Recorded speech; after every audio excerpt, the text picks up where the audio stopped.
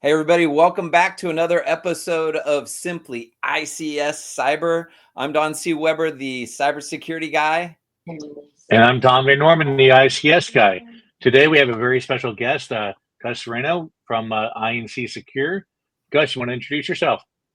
Sure. Hi, everybody. I'm Gus Serino from I&C Secure.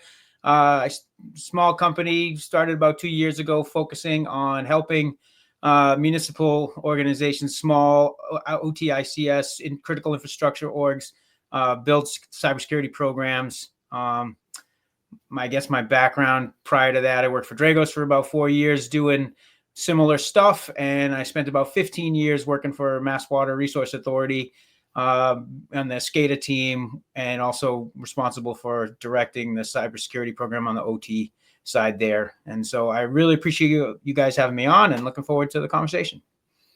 Awesome. Hey, Gus, the topic that we want to talk about today is critical infrastructure versus everything else. In other words, kind of getting people an understanding of what critical infrastructure is, but also what manufacturing it is, what are the similarities and other things. I definitely want to highlight one of the things that you did. I mean, when I found out that Tom had invited you and you said that you would do it, I was really excited, because one of my favorite podcasts is the podcast that you did with Dale Peterson for the S4 events. It's out on YouTube. It's actually one of the things that when I'm teaching, I recommend to people to go out and watch it, because you did a really good breakdown of the risks around critical infrastructure and water.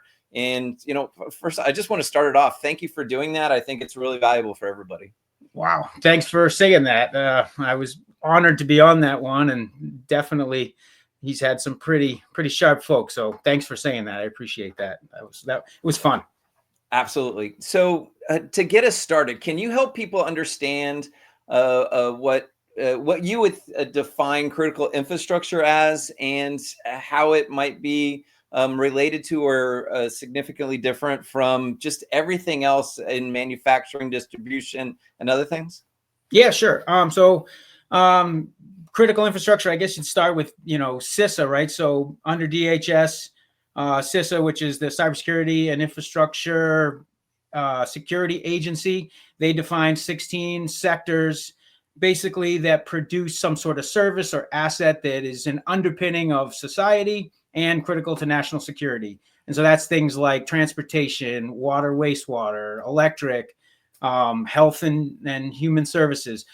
These different sectors that we telecommunications that we totally rely on is more and more as we are embedded with technology, and so that's essentially what these are. And in those sectors are different organizations that provide these services. And so I specifically focus on industrial critical infrastructure, and that is things like water and power and the technology that automates that process, those processes and those services. Does that make sense?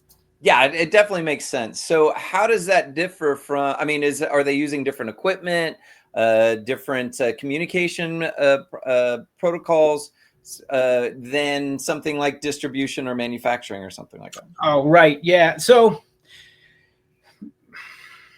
it's funny. When manufacturing is kind of like, so I would say, first of all, manufacturing and things like that are absolutely dependent on when you go in and you look at security for critical infrastructure. One of the things you look at is critical dependencies, and those organizations like manufacturing have critical dependencies that are water, that are power, that are natural gas, or whatever their sources of energy are. And so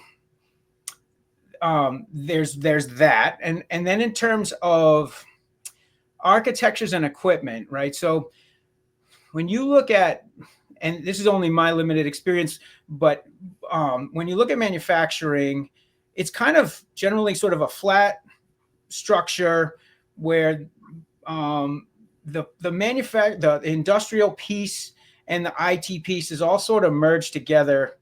Whereas when you look at water or power, for example,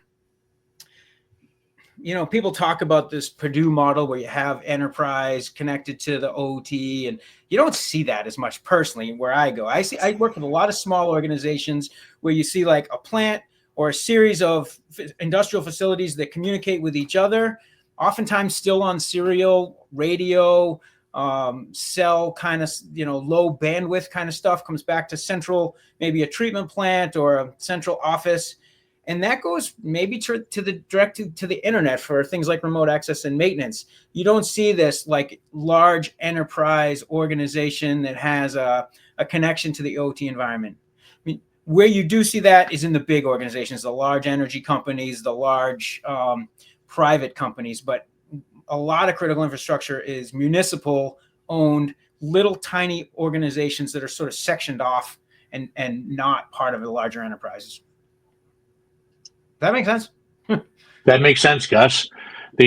So from really small municipal water providers or utilities all the way up to cities, there's pretty big range there that you work with.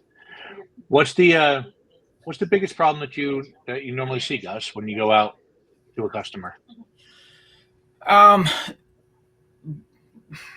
They generally, these orgs, they don't have the technical staff. They don't have IT staff. If they do have IT staff, they're really more worried about the town hall and the police department and fire department, not the critical infrastructure section.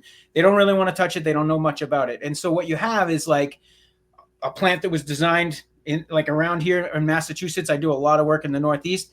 There's like so many plants that were designed and built in the 90s that have barely been touched since then. And so because they're functioning and they're reliable, and upgrading is really complicated and expensive and quite frankly scary for a lot of these people. And so you'll have like the way it gets done a lot of times is an engineering company will work with the utility to do a design on, they need a new facility or whatever. They'll do this design. It'll go out to bid. General contractor will bid on that project. And part of the control system will be this sub called the systems integrator, and they will be responsible for providing all the control system equipment, programming, and getting everything up and running and working. And those plans and specs have no cybersecurity in them whatsoever. So and those organizations who are building that really don't really account for it. So they come in, they build it to meet the specs, things working great, signed off, boom, they're gone. Maybe they'll do some maintenance. But in terms of, securing it or upgrading it, it's really largely untouched in a lot of cases. And so that's what we find is operators who understand what's there and how to make it run their system. But when you start to think about technical computer stuff, they're like, yeah, I don't know anything about that. So that's what we find. I definitely when I think about kind of the differences between the critical infrastructure and the rest of the stuff, I also think about the commonalities, and you really hit on the whole integration, identifying something that we want to do, some type of widget that we want to make, or some type of service that we want to deliver. A lot of the critical infrastructure I think of as services being delivered, water, electricity, and so forth, whereas manufacturing is producing and stuff like that. At least that's the way I break it down in my head. Yeah, no, it's a good way to think about it. Yeah, I agree.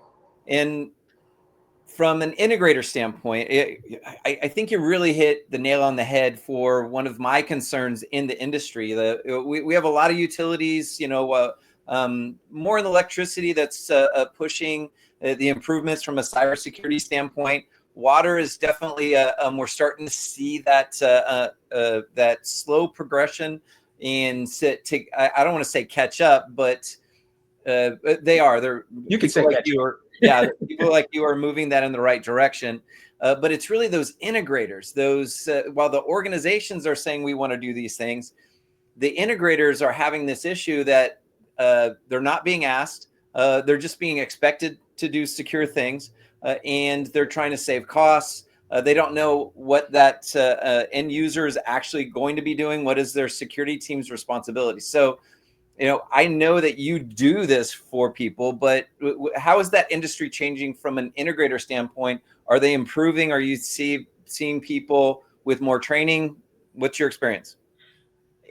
I feel like the conversation is just beginning in that industry. Like you start to see a little bit, but you still maybe you'll see a firewall now, but when you go in and you look at that firewall, it's set up like a traditional IT firewall, block everything coming in, anything goes going out. And so people, I'll go in and talk to a utility and they'll be like, well, we're not connected to the internet, we have a firewall in place. And I sit down, ping 8.8.8, boom, nope, you're connected to the internet. Here is netstat. You can see all the IP addresses that are not yours that you're connected to. And that's not bad. That's just Windows usually, right? You don't find malicious stuff often, thankfully. But so then, you got to go in and clean that up.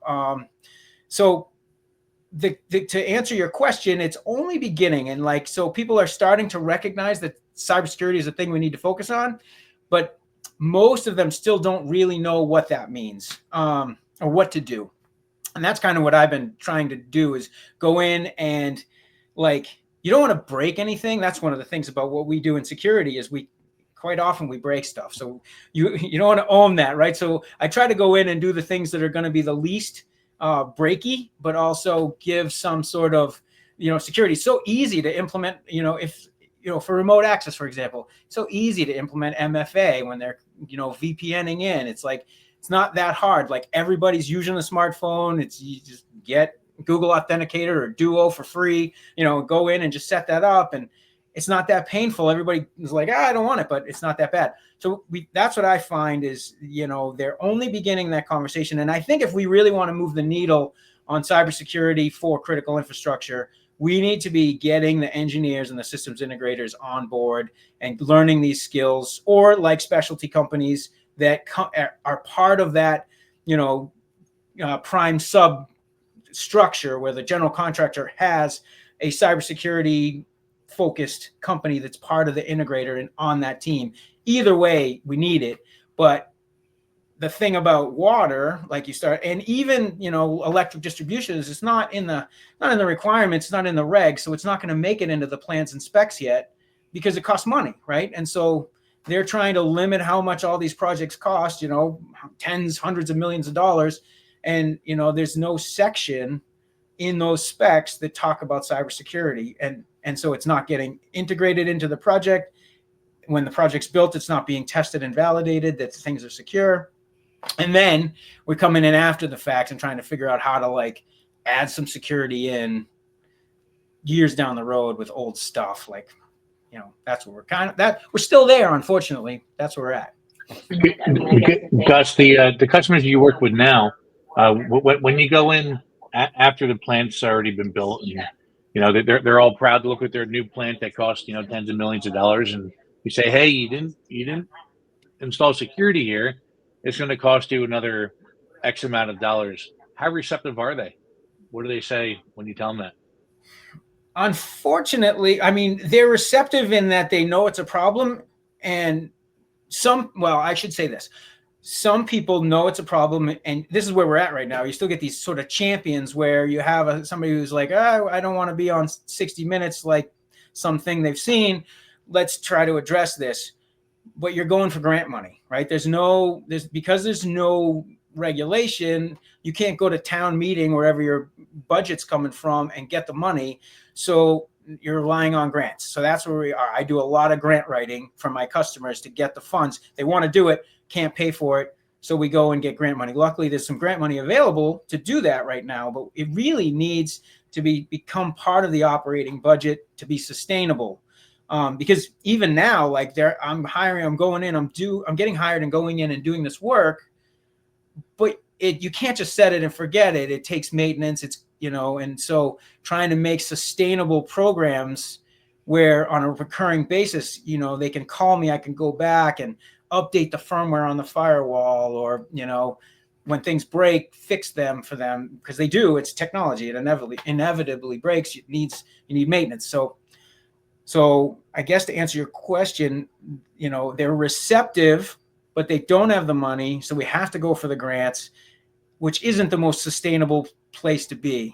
And so I feel like, as much as I hate regulations, when I was part of the utility that made life hard, you need it for the justification to go and get the funds to make it a sustainable program. Yeah, the whole request for proposal, the request for information standpoint, understanding how to request cybersecurity requirements. We're a lot of what I've experienced at universities when I was working at university, the telecom guy, he was in charge of the whenever a new building was going into place, he was responsible for the wiring that was going to be in there, the computer, how all of the power, the telecom, the networking that was going in order to get the proper people that understood how to do that properly in that local area. Really required some very specific language be put into that RFP process to identify things. So how important is understanding these concepts when you're going into a new project, whether it's a new location, a greenfield, or just maintenance? Is there a difference in that kind of skill set and requests? I think so. I mean, it's like, you can't just know the technical stuff. You have to know how to help them get through the procurement process and ask for what they need in the right way. I think that's partly responsible for why it's taking so long to start to solve this problem, is even just, procurement and getting a project going and completed is a challenge. And so that is one of the things that because my background working for MWRA, I learned about how to deal with procurement challenges. And so that's partly why I get some of my jobs, is because I can help them walk through that process. Because also, public procurement, you don't want to put a bunch of sensitive information out there, like your network diagrams and this is all the equipment we use. Here you go, public. So helping them figure out ways to creatively be in compliance with procurement law, but also securely, procure jobs and services is always a challenge. So yes, definitely. There was something I wanted to add in there, but I lost it. So maybe it'll come back to me. No worries. Yeah, no, it's so Tom, your experience from a manufacturing standpoint, we discussed a little bit about longevity. What is your input to help people understand? Obviously we want to build substations and waterworks that last 30 years without, and we just want them to run. Is that the same in our production, like manufacturing and distribution and so forth? Yeah, when we get into manufacturing, distribution, things of that nature, their systems are also installed to run for decades.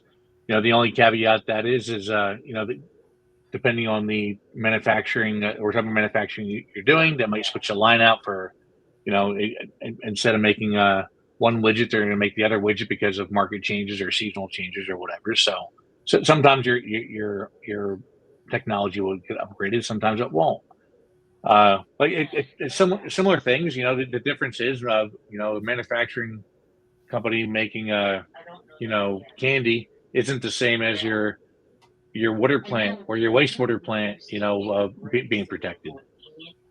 The ERPs, on that point, Tom, like the ERP systems, those are the things that are ancient, and the manufacturing companies have a few of them cold in storage because you can't. The things are. It's almost like the plant from 1994, that ERP, which is a critical asset that's kind of controlling orders and manufacturing and all that. It's an ancient server that they need to maintain, and if it goes down, they're hosed. So they buy a few of them because it's old. That's what I've seen. I don't know if that's what you've seen, but in the manufacturing sector, you don't see that in electric. You don't see that in water. They don't have that. Yeah. Go Gus, I'd have to agree with you. I see something very similar from where I'm at.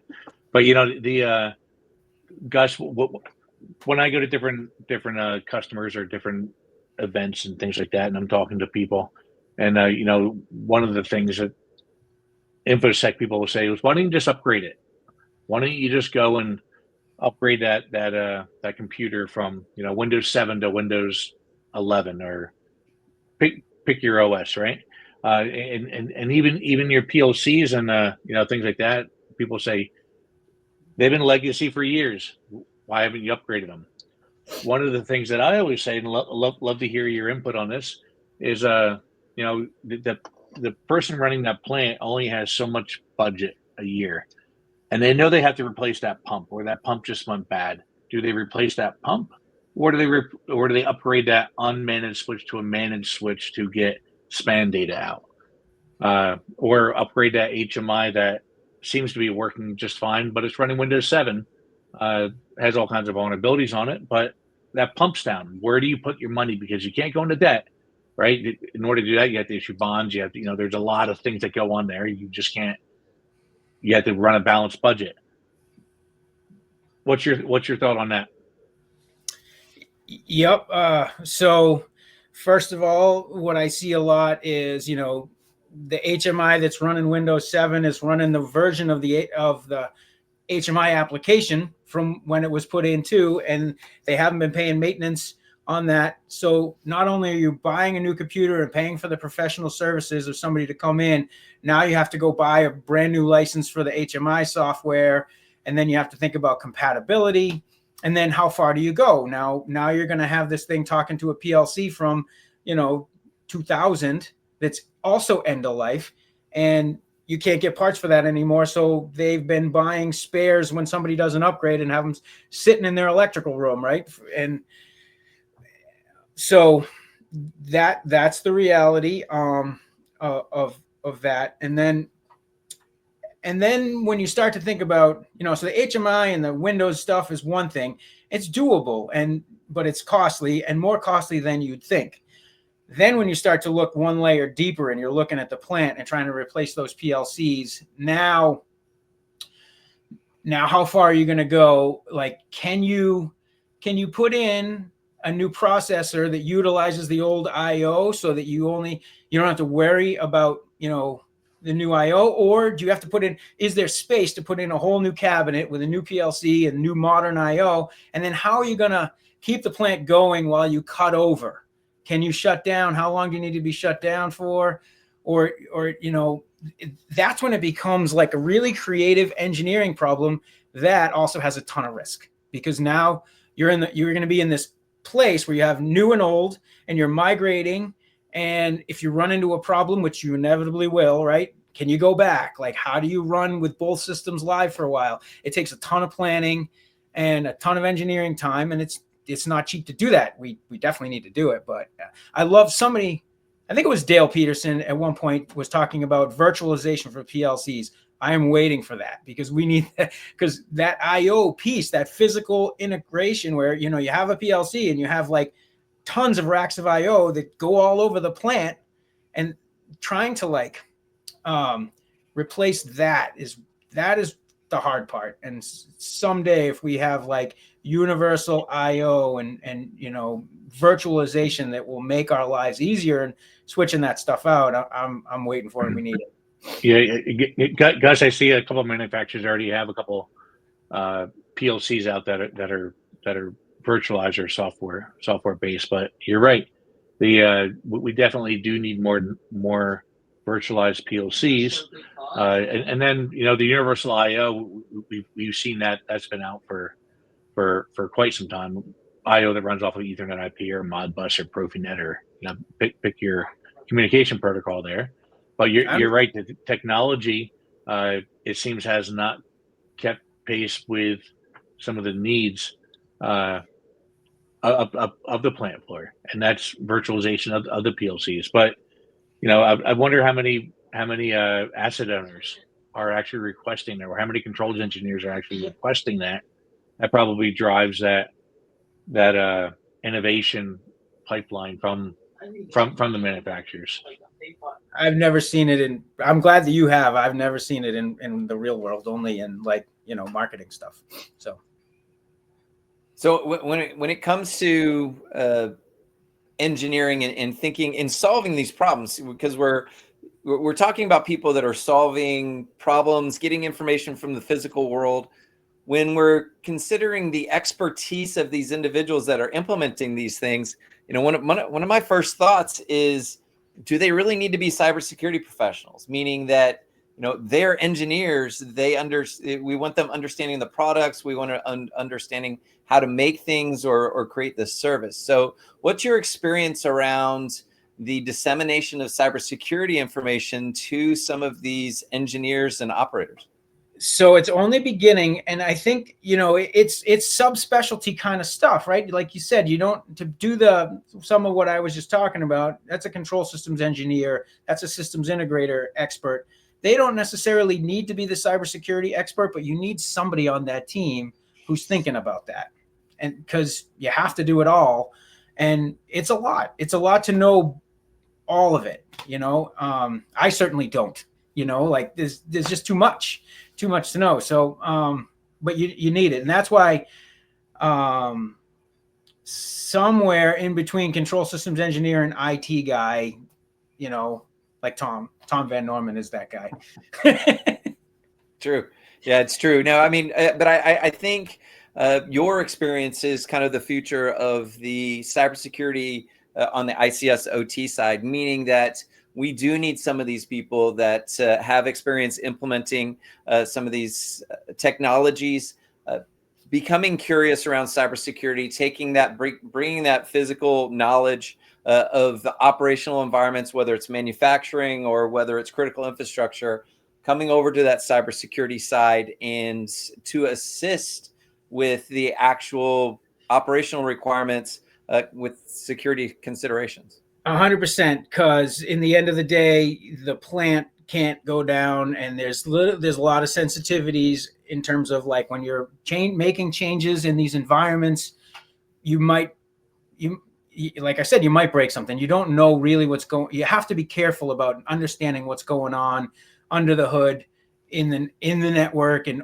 with those devices, and you do need a little bit of both sides there.